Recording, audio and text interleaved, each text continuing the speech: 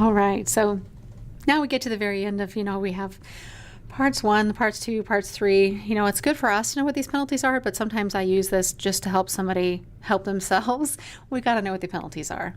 There are a variety of different penalties for failure to properly file information returns, and they have been increasing in recent years. I mean, substantially increasing, because they're trying to drive compliance. As we talked way back in part 1, the tax gap when they're looking at underreporting of 387, not millions, but billions of dollars, this is a big issue. So they're like, well, we're gonna force compliance. We're gonna make the penalties just astronomical.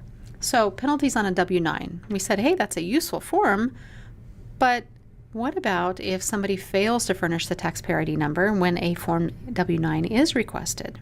So we're saying it's not required, but what if you did request it and they fail to file it?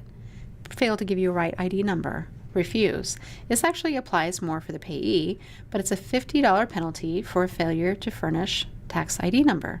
So why does this, why does it matter? How do we use this? Maybe that's something we can tell our client, hey, you can write it in your letter and say at least a penalty could apply if you don't provide this to us since we're requesting it. Well, maybe that's helpful, but when is it really enforced? I don't see this one enforced all that much, but no, it exists. Hey, it's written in the code. Great. This could be something you can utilize. There's a $500 civil penalty if they provide false information. There actually could also be criminal penalties and imprisonment. So, there at least is the possibility that can happen, especially if somebody's doing it fraudulently. So it's just one more tool in your toolbox. If we're talking about helping our clients, this is their own, person they're paying. But maybe it's just that one extra little bit that can help them to help themselves in a way, or help that other person be compliant, so that way it doesn't come back to haunt them. So yeah, there are some actual penalties in place if somebody certainly provides false information, misleading, inaccurate information, but it is that there's a penalty built in for the W-9. The more common one we're going to see, what happens to our client that we're helping and they fail to furnish proper information. Penalties are basically assessed in information reporting forms in 2 different cases. The first is just failing to file it. That's going to be one type of penalty. So they don't properly file those documents with the IRS. They're supposed to. They fail to furnish. That means they don't provide it to the payee. So there's 2 different people they have to provide these to. One is to the payee, the other is to the IRS. So they can be hit with both of them. Failing to file means they didn't file it with the IRS. Failing to furnish means they didn't provide the documents to the payee by that, January 31st date for all cases. So what are these penalties? So let's say they fail to file. That's where they don't give the correct return information to the IRS within that due date. So remember, 1099 miscellaneous box 7, that's failing to file by January 31st.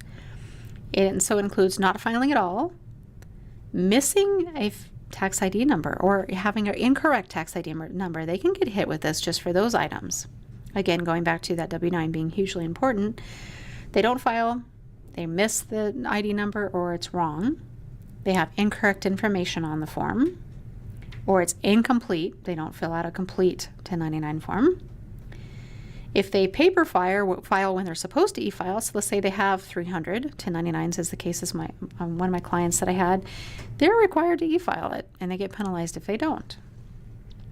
Or if they paper file but they don't use those proper red line forms, they're like, I don't really care, I'll just use black and white. I can go ahead and do that. Yeah. You can, but you will be penalized for it. So all these things will trigger a failure to file. So somebody can say well, I did the right information. I did file it on time, but yeah, you didn't use the right red line form that they can scan. So these are all different ways that penalty can hit. So what exactly are we looking at for those penalties? First of all, we have to say, is it a qualifying small business? So what exactly is a qualifying small business? If they have average gross receipts in the most recent 3 tax years less than $5 million, good news, they get to be called a qualifying small business, which means they aren't hit with as much penalty. Here's what the penalties are per return. Now, per return, that means, let's just say you have a handful of 1099s. Keep in mind that the 1096 is a separate return.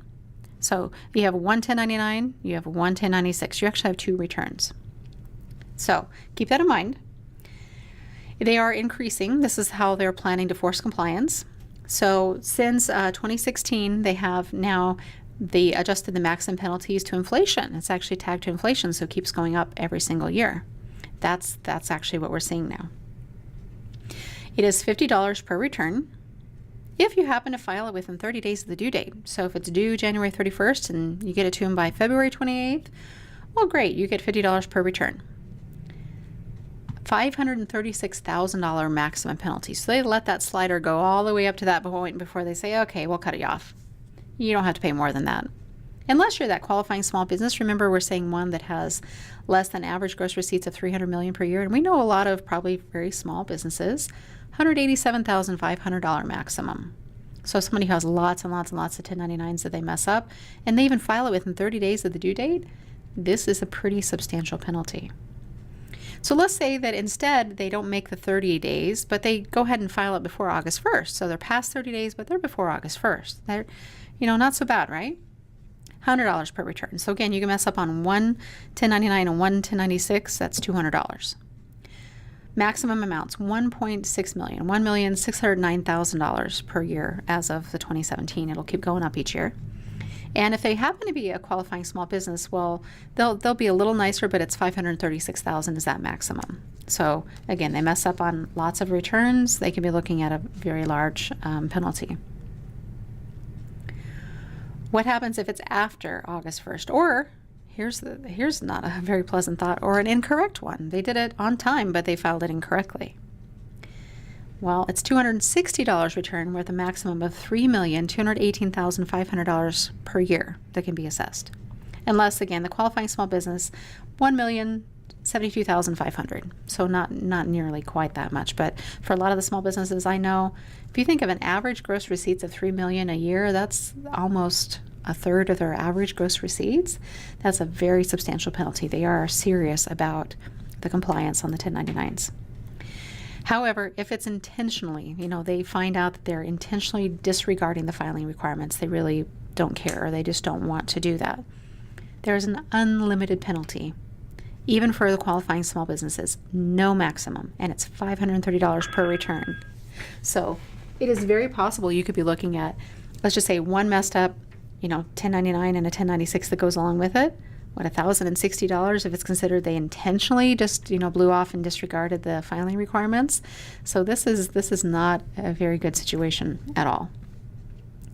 For the penalties, it is pretty substantial. So you have to say, what's the best way to keep this from happening? Obviously, prevention is the very best way, but we'll talk about it in a second. What do we do if somebody happens to run into this? Maybe it's a client you just started working with and you realize as you get into the return, you say, well, let me see the copies of your 1099s and 1096, which, by the way, we ask for all of our business clients.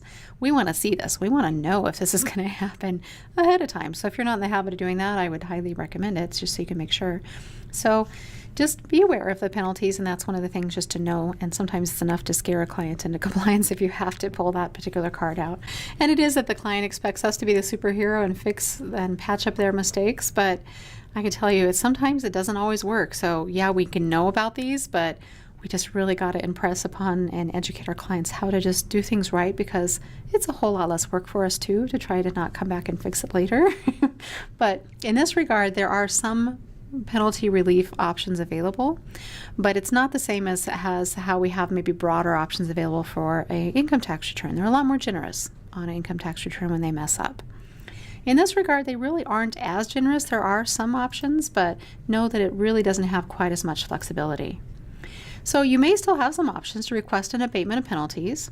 That comes into one thing that you may hear, like if you do attend one of my other courses, reasonable cause. Okay, so if it's not due to, you're intentionally disregarding the requirements, it's not willful neglect as they term it, they have some reasonable cause, well, that could be a possible avenue. What is reasonable cause? A true legitimate, mistake that you really did your very best, and this is what caused you not to be able to do it right, a death or an illness in the, whether it's the family or somebody who's in charge of doing this information, ignorance. There's various factors that could be considered reasonable. It all comes down to the facts and circumstances, but you have to show what was, what caused it. Why was your failure due to this event? Why was it beyond your control? Or what are those mitigating factors? You have to be able to show you acted in a responsible manner and you took steps to avoid it. So those are things you have to consider. You can't just say, oh yeah, this happened. Well, what did you do about it? How did you really try to meet your requirements? So these are all things that you gotta just kind of keep in the back of your mind, but it's not a perfect plan B. So the better thing is preventing it, of course. There are statutory exemptions. There are administrative waivers. Now, within the Internal Revenue Manual, that's laid out for, as we look at different types of penalties, and one of them being penalty for information returns, there are a lot of these laid out in a lot more detail. But we have to say, sometimes there are, things that happen, and they're legitimate things. Obviously, all the disasters that we've had, federal disaster areas, just in this past year, those are legitimate avenues that give you a little bit of possibility for penalty relief if somebody can't comply. If you have proof, then again, it comes down to proof. Bad legal or tax advice, these are all possible reasonable causes that you may be able to rely on to request an abatement of penalties. Definitely, if the IRS made a mistake and you're correcting that error, that's going to be an avenue that helps prevent penalties as well. But aside from that, there are other penalty exceptions where they won't worry about the penalty, what we call an inconsequential error. This is one that won't actually prevent them from processing the return. They can actually go ahead and process the return. It doesn't hinder them from processing it or from even correlating the information required to who it is. So maybe it's saying that they can go ahead and put that form to its intended use. So maybe it's a simple spelling of the name. Maybe it's just a slight little difference in there that you can say, you know what, it was the right ID number, it was the right address, you could match it up. This is an inconsequential error. They won't normally penalize for that. But one that's considered never inconsequential, so you can't use this as an out, if it's related to the taxpayer ID number, if it's related to a money amount, if it's an error related to their last name. Here are things that are very important because they may prevent them matching it up. Obviously, a wrong ID number, they can't match that return up. A wrong money amount, that's a very big deal for them. So that's why as soon as you discover those, you want to correct them right away using those correction techniques we talked about. So inconsequential means they won't penalize you if it doesn't prevent them from processing a return, but an error that does prevent them from matching it up or processing, you want to get on those right away. If they can still correlate the information, figure out who it is, then great. They can go ahead and move forward without that penalty. But keep in mind, those things that really do prevent them from processing it properly and using it for its intended use, those are ones that are going to cause penalties. What about a de minimis? What about this for corrections? Here's another secondary relief. Even though you can't show reasonable cause, maybe, the penalty for failure to file correct information returns is not going to apply to a certain number of returns that you filed if you fail to include all the information and filed corrections by August 1st. So we look at that and say, okay, we messed up. We filed some on time. It was in January, but then we discovered there were some errors and we corrected those errors by August 1st. So here's one way that they won't worry about it, because you filed the original ones timely and you filed corrected ones by August 1st. Then you're meeting these conditions to say, okay, it won't apply, but here's the rule. As long as it's not more than 10 returns. So if you messed up on 5 of them, okay, yeah, and you corrected them by August 1st, we're cool with that. Or if it's 0.5% of the total number of returns filed for that year. So let's say you messed up 5 returns, but you only had 5 returns to report. Guess what? That's 100%. They're not going to allow this they're going to penalize you. But if you have just 5 returns, but normally you report 500 returns, you report 1,000 returns, okay, well, that's going to be a small amount. So it has to be filed on time, corrected by August 1st, and then a very small number. That's the idea of this particular relief, is saying, the number of ones you had wrong were so small in comparison to all the ones you had right that we're not going to worry about it. So additional resources, I'm going to have Jeff come back on the line, give you a little bit of some information about that. I'm glad that you were attending today. I hope if you haven't picked up parts 1 and 2 that you go back and look through those. We have a ton of great information. If you've been sticking with us, parts 1 and 2, and you've made it all the way through part 3, you're pretty much an expert now in 1099s, right? But, don't let any of this intimidate you. This is just to bring you up to speed on a whole lot of information, but no, we have to know just enough to, I've almost said know enough to get in trouble, but know enough that we're like, hey, that's something that I heard about. I need to go research that now. So we don't have to know everything. We just have to know that it's out there and know where to find the answers. So thanks so much for tuning in. I'm going to turn this back to Jeff for the last little bit here for you.